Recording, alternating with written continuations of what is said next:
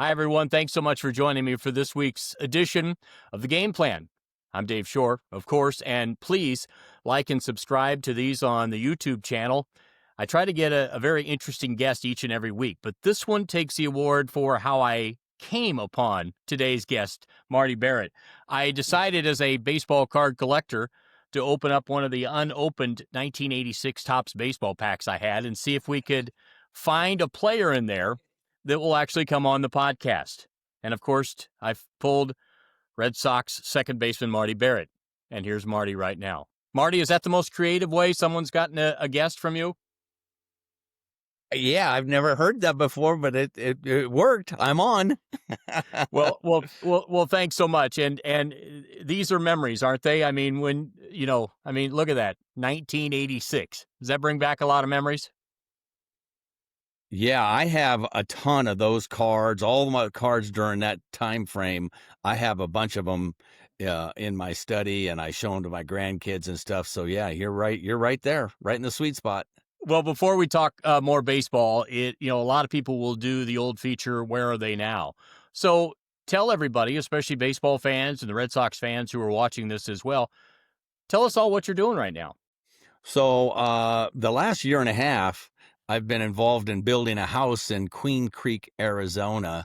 I've been just working, building from the ground up, and I kind of owner builder type thing. So it's been crazy, but we just moved in about a month ago. We're happy, and although we're getting a lot of monsoon type thunderstorms here in Arizona, but that's what I've been doing. But I'm looking forward to getting back to playing a lot of golf, which is what I'm usually doing.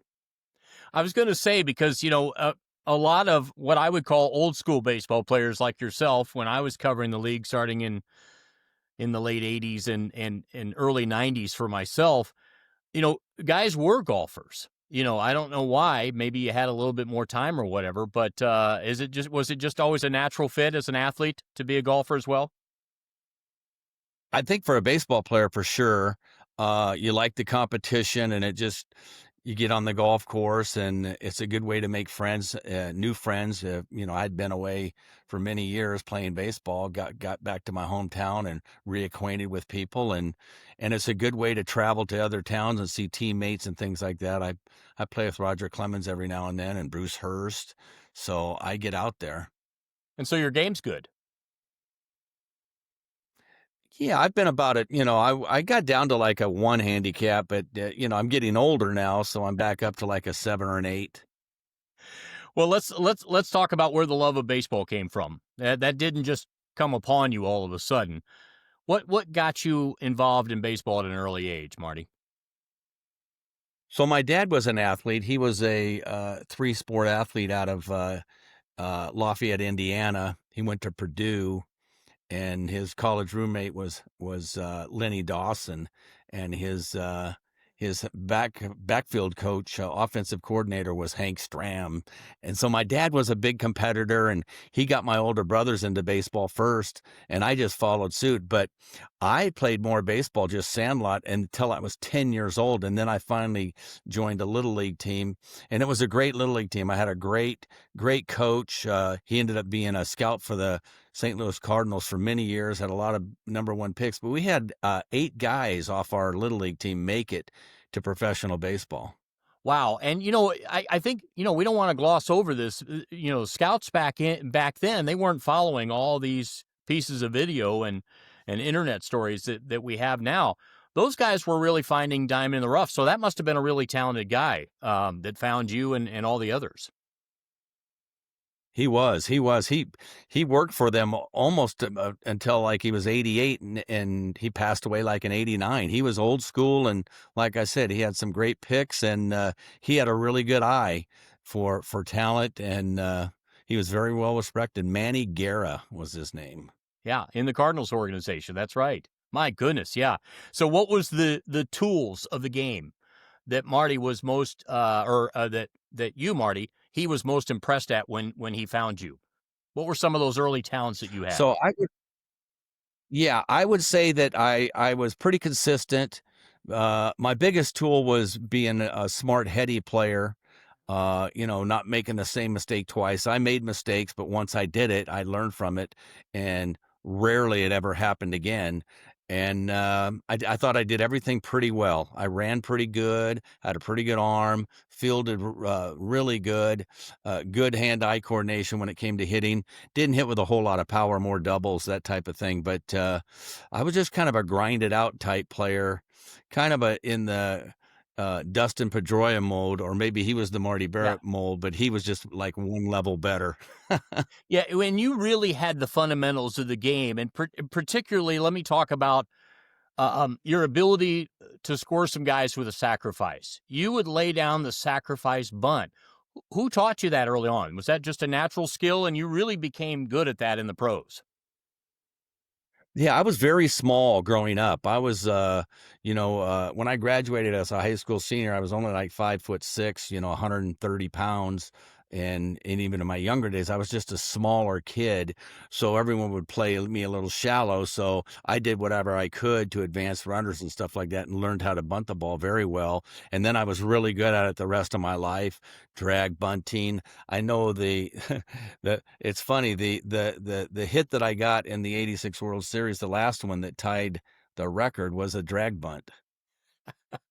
Yeah, I mean, and it is fitting because we'll talk more about that. It is fitting that I picked the 1986 wax pack from Tops, and we'll get more into that. But I thought that's a truly fundamental. Would you call it a lost art now, Marty, as you watch the game today? That ability to bunt. I would definitely say it's a lost art. It is so offensive.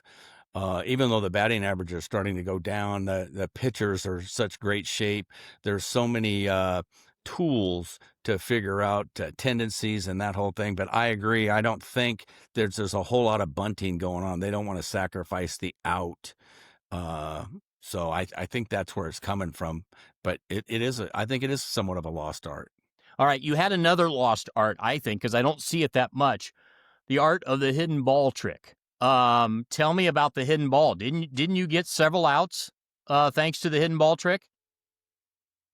I did. I learned that in the minor leagues of the Red Sox organization from a guy named Buddy Hunter. He was really good at it, and it was pretty simple.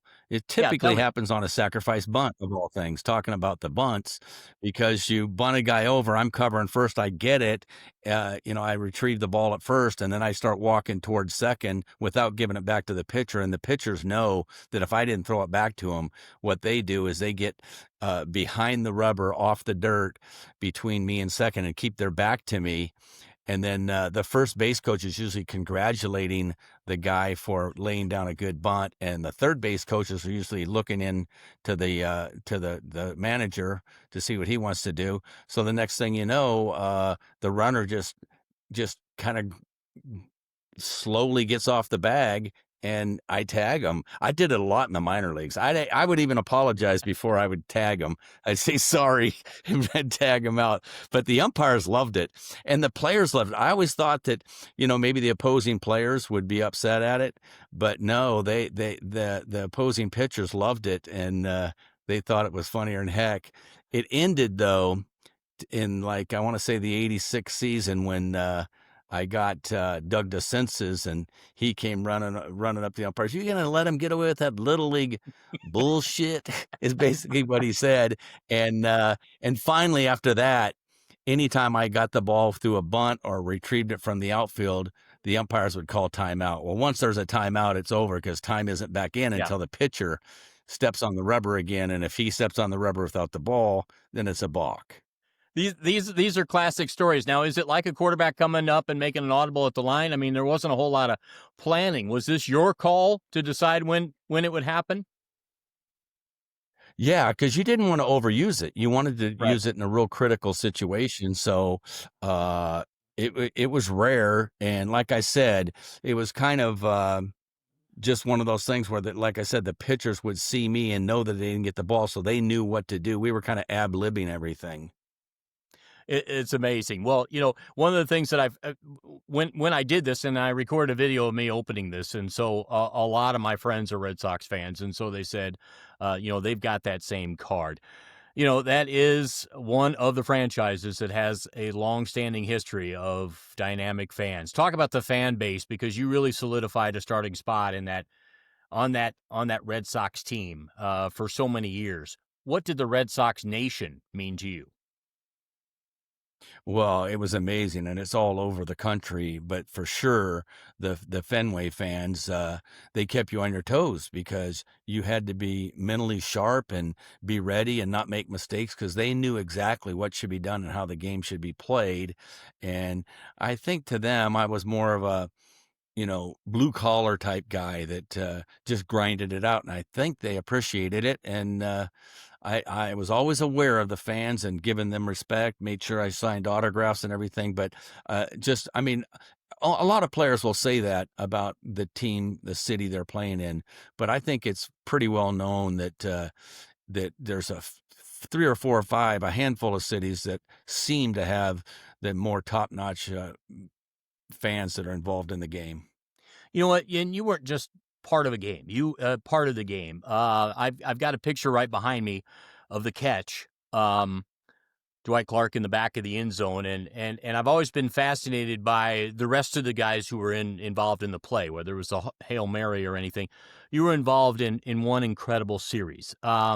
Let's fast forward to the finish. What's your immediate memory of having that one fall out of the grasp of the Red Sox, being able to win it that year, and after the unfortunate ground ball that Bill Buckner had? What was your immediate? What do you remember? What stands out the most, Marty? Well, I knew it was shocking. It was stunning. I still look back at it. I know that games happen like that, all the time during the regular season, but not quite as much as in the World Series setting. But they just kept putting the ball in play, and then Bill, that ball was so slow rolling, you'd think he'd have it all day long. I know there's a question whether we would have got him out anyway. A lot of things that people don't realize, though, is that if he catches that ball and gets the out, we're still in extra innings. They had already tied Right. it by then. I thought the more important play was I don't know if it was a pass ball or a wild pitch just before that when Mookie Wilson was still hitting. That was to me, that was the one they tied it up. And there's when all the momentum switches. Even if you do get the out, you're still, they have a lot of momentum thinking they're out of it to play the rest of the game. But felt really bad for Buck. Went into the locker room and consoled him. He was feeling really down, and it was a tough one, and we wanted it so bad for the fans and all the years of agony that that was well known for the Red Sox. We really, really wanted it. And the Mets were a great team that year. I mean, they won like 108, 110 games. They were phenomenal, and they had some great players, Hall of Famers.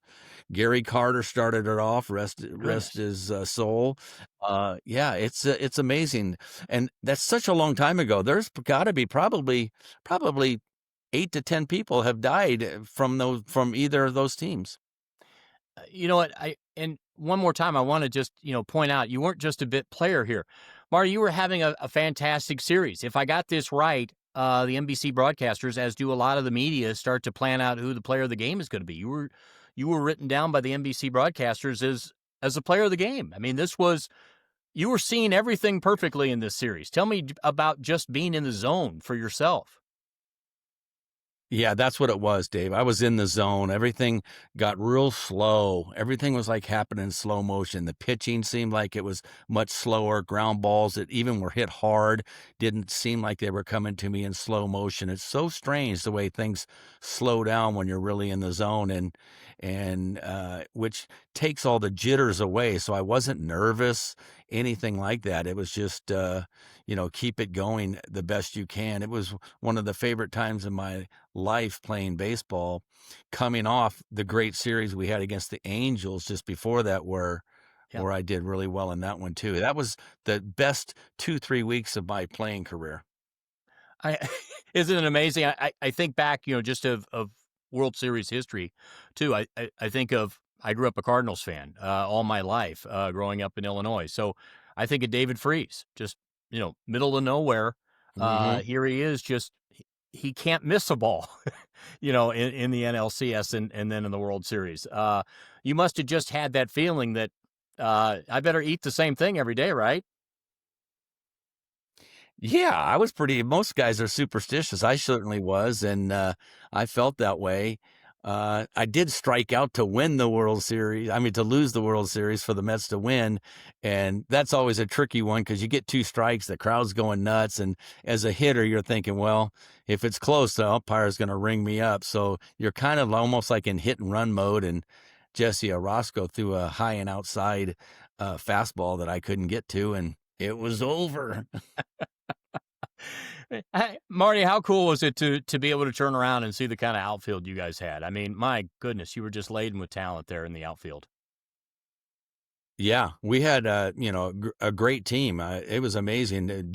Dwight Evans, the great Dwight Evans, great defensive player, great offense too. Could be a Hall of Famer. Is really close. Jimmy Rice, Hall of Famer, and then we had Dave Henderson and Tony Armas back in those days too. So great player. Wade Boggs at third. I mean, and Bill Buckner should have been a Hall of Famer at first. I mean, it was a great team, and we had great chemistry. It was a lot of fun. How close did you all get at keeping up with each other after that? Because I asked you about the actual moment for what beset Buck to have gone through that. But what do you remember later on in years? Was there just some kind of consoling and kind of some comforting of each other that took place for more than just a year or two, but for quite a while? No, I think it was more, let's get back to business and let's get back quick. We thought we were good enough to come back the very next year and defend our league championship. We were very good that year too. Didn't make it, but the following year in '88 we did. But then all of a sudden the Oakland A's, they had some unbelievable type players and dynasty type guys, and they happened to be really good during that time. Otherwise, I think we would have got to the World Series in '88 and '90, but they kept us from that. But we were all pretty focused, and we know that's the way the ball rolls sometimes, and you just got to accept it and you move on. And everyone knew we were a great team, and there was. Everyone was happy. Everyone was happy. Their families, everyone. We were just a happy team. Of course, when I pulled this baseball card, I have to look on the back, and they did point out that your first major league game-winning RBI was in 1984 in April, and your first major league home run was May the 11th, 1984. Do you remember it? I want to say my first home run was in Kansas City off Larry Gura, I think. Yeah. But that's what I remember. And that was an amazing season too. That was a great year for me. Jerry Remy had gotten hurt his knee again, and I was able to play the whole year. And I think I finished in the top 10 in hitting that year. I think I hit 303 or something like that. And that was one of the more fun years, full fun seasons I ever had also. All right. Now I'm fascinated when I look up somebody's history, and you had another amazing moment. You played in the longest professional baseball game that I still believe stands today, right? It was a minor league game. If I remember this right, 33 innings, and it went well into the middle of the night, right? 4 a.m. Yeah, it went till 4 a.m. That was crazy. I mean, that was a lot of great ball players in that one too. Cal Ripken was on the Orioles team, and we just kept playing. It was really cold and windy and blowing, and I think in the ninth inning they were leading, and Wade Boggs hit a double with somebody on for us to tie it. And then, like the 22nd inning, they scored again, and then Wade Boggs got another hit to tie it. And we're like, "Oh my God, Wade, we love you," but it was so cold. That's what I remember. It was so cold, and the umpires couldn't get a hold of the commissioner, who was at a party in Columbus, Ohio, to tell him. So we just had to keep on playing. They finally got a hold of him. The commissioner told us to stop. But that was, I mean, really, I remember calling my dad the next day saying, we played really late. I got good news, bad news. Good news, I got a couple hits. Bad news, it took me 12 times to get them. I can't imagine managing that game. You guys had to be out of players like in the 11th. Yeah, there were starters. Starters started to began to pitch as opposed to relievers. I want to say that Jim Umberger threw like 8 innings of a one hitter, against us. But like I said, that had to do with how cold it was. There was barrels, metal barrels that we had put in broken bats and wood and keeping our hands warm. That was, and I can't, that'll never happen again because now they have men on second base. They have it's much easier. It's too hard to go late and have that many innings played anymore. So I don't think that will ever be broken.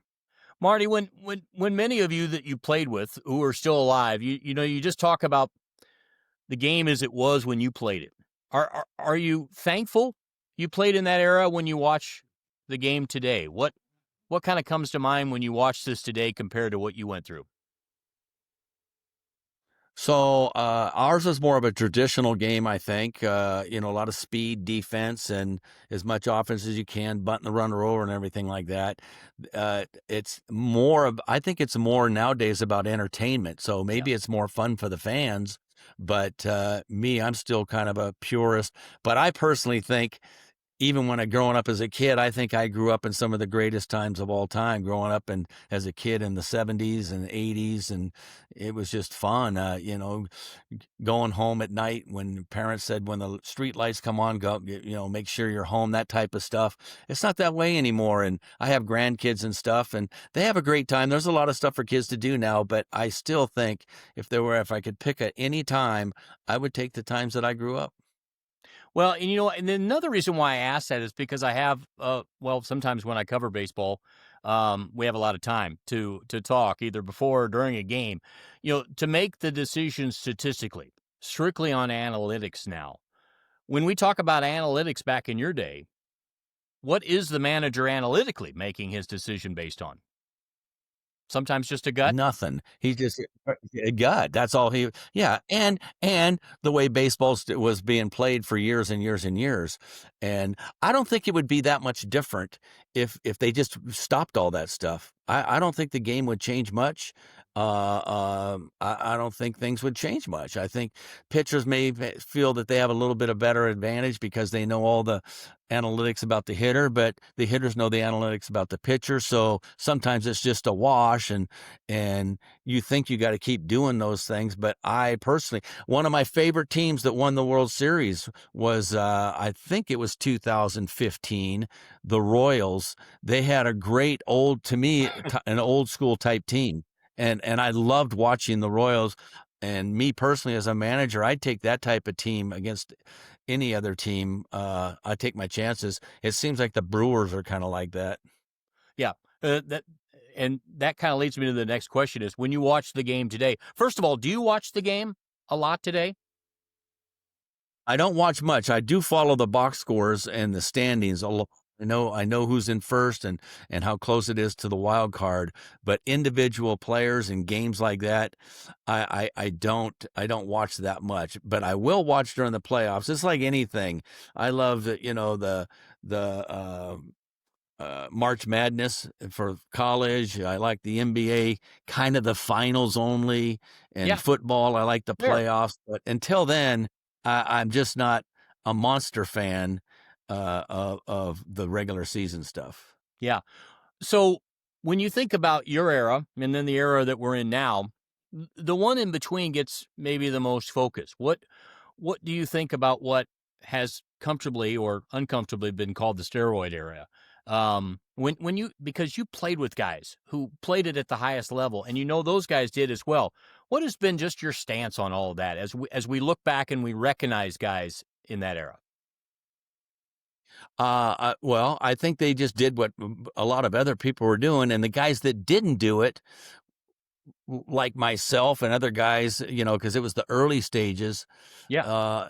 Our reasoning was, hey, we don't want to be, 60 and have some crazy disease and die and leave your family early. So was it worth the risk of maybe something happening in 20, 30 years later, for the accolades and the whatever you could get out of those type of steroids and stuff and the results, is it worth it? Now, fast forward to now, and that hasn't happened. So I got to believe if everyone had a crystal ball, you might not have had one person not doing steroids back in those days, because that was the deterrent. At least it was for me. Otherwise, I think it wasn't. I don't think it was illegal back then. But even in the 70s and 80s, they were doing pink hearts, putting stuff in the coffee. I mean, there was no dose stuff that truckers used to do. So there's always been a little bit of that, and there still may be some things going on. Everyone's looking for the little edge. Yeah, it's just amazing. I like to play a little rapid fire towards the end. So who was the player that you were the closest friends with during your day as a teammate?